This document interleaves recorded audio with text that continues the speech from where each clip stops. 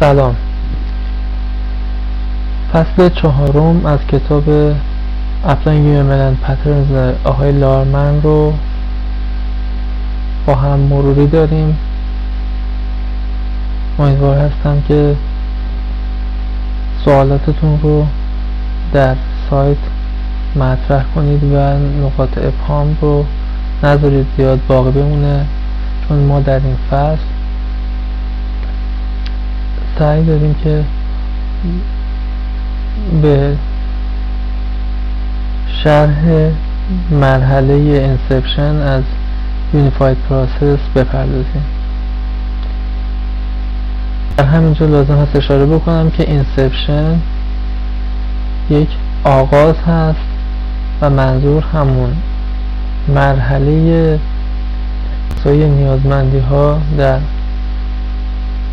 ساخت یافته نیستش، بلکه کارهای دیگری هم در کنار اون باید انجام بگیره و ما باید به اندازه کافی نیازمندی ها رو توی سیستم روشن بکنیم، نه بیشتر.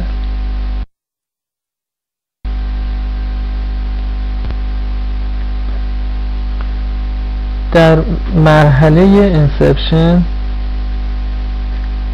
ما باید مقدار کاری که در هر زمینه لازم هست رو بهش دقت کافی بکنیم. مسلماً اگر ما وقت زیادی رو صرف بکنیم نیازمندی های سیستم رو تحت قالب اسپسیفیکیشن های حالا یوز کیس نان فانکشنال یا فانکشنال روشن بکنیم به ما کمک زیادی نخواهد کرد، کما اینکه روش های قدیمی تر که به صورت ساخت یافته و آبشار این مشکل بودن. مرحله اینسپشن سوالات اساسی که باید بهش پاسخ داده بشه این هستش که ما این سیستم رو برای چی باید تولید بکنیم، که معمولا در قالب بیزنس کیس به جزئیاتش پرداخته میشه. این آرتیفکت قالب مشخصی داره که اون قالب رو باید بر اساس دستورالعمل ها در واقع آماده و پر کرد.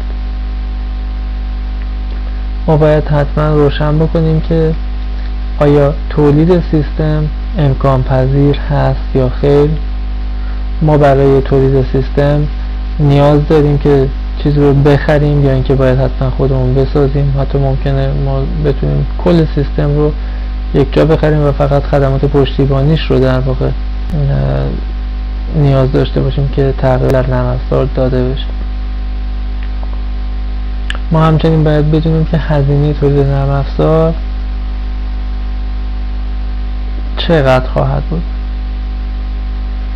البته خب ما به هر صورت نمیتونیم مبلغ دقیقی رو مشخص بکنیم، ولی خب تخمین برای ما لازم هست برای اینکه بتونیم برنامه‌ریزی بکنیم و به مشتریمون اعلام بکنیم. همینطور باید بدونیم که ما توی پروژه بعد از این مرحله انسپشن رو پروژه سرگذاشتیم، پروژه قرار هست ادامه پیدا بکنه یا باید به دلیل اینکه بررسی که انجام شده مناسب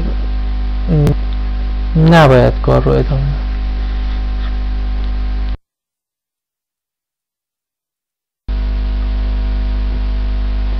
در اکثر امکان‌پذیر نیست که ما هزینه و زمان پروژه رو با دقتی در حدود 10% از هزینه برآورد شده تخمین بزنیم.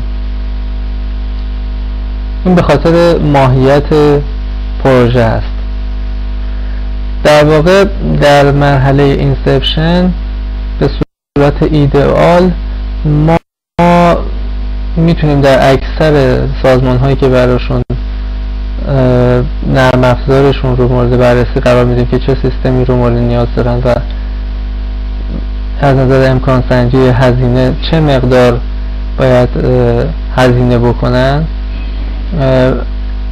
به صورت ایدئال میشه حدود هزینه رو تا 25% هزینه واقعی برآورد کرد.